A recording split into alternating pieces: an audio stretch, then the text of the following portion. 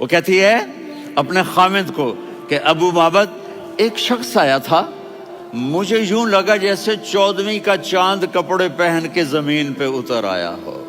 سبحان اللہ، کیا انتہائی خوبصورت، انتہائی حسین و جمیل، پیٹ نکلوا نہیں کہ بدصورت ہو جائے۔ پیٹ نکلاؤ تو آدمی سجے پاسے پیٹ کھبے پاسے، پیٹ سجے پاسے آپ کھبے پاسے۔ ارے بھائی سمجھ کے کھایا کرو، ہم کھانے نہیں آئے، زندگی گزارنے آئے ہیں۔ رمضان میں کیسی تباہی پھیلاتے ہو، سموسے بھی، پکوڑے بھی، مچھلی بھی، مرغی بھی، پھر اوپر سے 7 اپ۔ وہ کہتے ہیں وہ اس میں تو گیس ہوتی ہے، اس کا گیس باہر نکلتی ہے تو ڈکار آتا، کہتا شکر ہے ہاضمہ ہو گیا۔ وہ ہاضمہ نہیں ہوتے، رسط اناس ہو گیا۔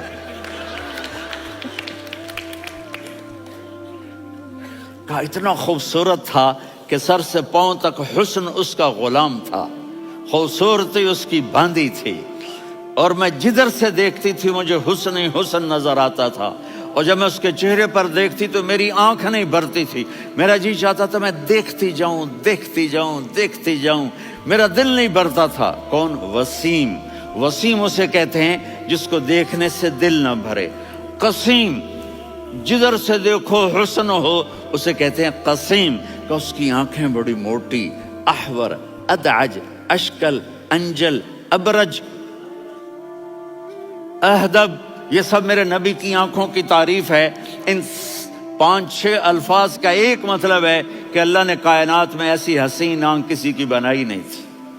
حسن و جمال آنکھوں میں، اور پلکیں بڑی لمبی، یہ عورتیں یہاں نکلی لگا لیتی ہیں نا لمبا لمبا کرنے کے لیے، تو میرے نبی کے قدرتی یہ بال لمبے تھے حسن کو بڑھانے کے لیے۔ داڑھی بڑی خوبصورت تھی، زبان میں، آواز میں جادو تھا، آواز میں کشش تھی، آواز میں ایک ایسا دل کھنچتا تھا، گردن لمبی تھی، سر سے پاؤں تک حسن و جمال تھا۔ جب وہ بولتے تھے نور چھا جاتا تھا، جب وہ خاموش ہوتے تھے وقار چھا جاتا تھا۔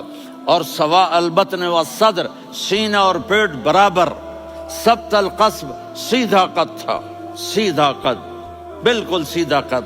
عریض المنکبین، چھاتی چوڑی تھی، طویل الزندین، بازو لمبے تھے، رحب الراحہ، یہ ہتھیلی بڑی چوڑی تھی، چوڑی ہتھیلی سخاوت کی نشانی ہوتی ہے۔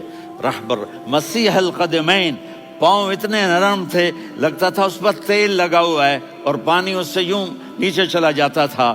اور یمشی تکفین، کندھے جھکا کے چلتے تھے۔ اللہ، یہاں 4 آدمی سلام کریں تو آدمی یوں ہو جاتا ہے، اور میرے نبی کو فرشتے سلام کر رہے ہیں اور آپ یوں چلتے تھے، ایسے ایسے چلتے تھے، تھوڑے سے کندھے جھکا کے چلتے تھے، ایسے آپ کبھی نہیں چلے۔ جو دیکھنے میں ایسا حسین ہو اس سے پیار کیوں نہ کیا جائے؟ خاندان اونچا ہو تو آدمی اس کی قدر اور عظمت کرتا ہے۔ میرے نبی کا خاندان کیا ہے؟ میرے نبی نے فرمایا اللہ نے آدم کی ساری اولاد سے عرب کو چنا، عرب کی ساری اولاد سے مضر کو چنا، مضر کی ساری اولاد سے قریش کو چنا، قریش کی ساری اولاد سے ہاشم کو چنا، اور ہاشم کی ساری اولاد سے اللہ نے مجھے چنا۔ میں سب سے اعلیٰ خاندان کا ہوں، عالی نسب ہوں۔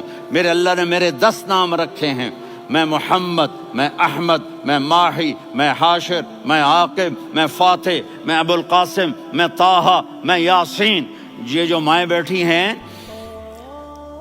ان سے پوچھو، میں ایک مثال دیتا ہوں، محبت ہوتی ہے نا چھوٹا بچہ گود کا، میرا چاند، میرا دلارا، یہ اس کا بچہ ہے بٹن جتنا، یہ نبیل کا اتنا سا ہے، تو اس کو کبھی یوں اٹھاتا ہے، کبھی یوں اٹھاتا ہے، کبھی یوں اٹھاتا ہے، کبھی یوں اس کو لوریاں دیتا ہے، میرا چاند، میرا کالا ٹٹ، میرا چاند، میرا چاند، میرا چاند۔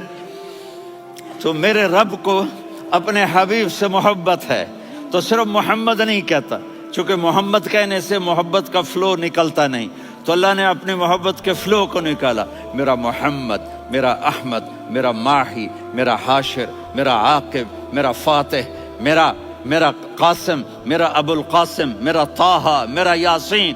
یہ اللہ نے اپنے حبیب کے نام، اور پھر قرآن میں جاؤ، شاہد، مبشر، نذیر، داعی الی اللہ، سراج منیر، رؤوف، رحیم، عزیز، حریص، مزمل، مدثر، یہ اللہ نے پورے قرآن میں سارے نبیوں کا نام لیا، یا عیسیٰ، یا موسیٰ، یا یحییٰ، یا ابراہیم، یا نوح، نام لے کر پکارا، لیکن اپنے حبیب کو ایک دفعہ بھی یا محمد نہیں کہا، بلکہ لقب سے پکارا، یا ایھا النبی، یا ایھا الرسول، یا ایھا المزمل، یا ایھا المدثر۔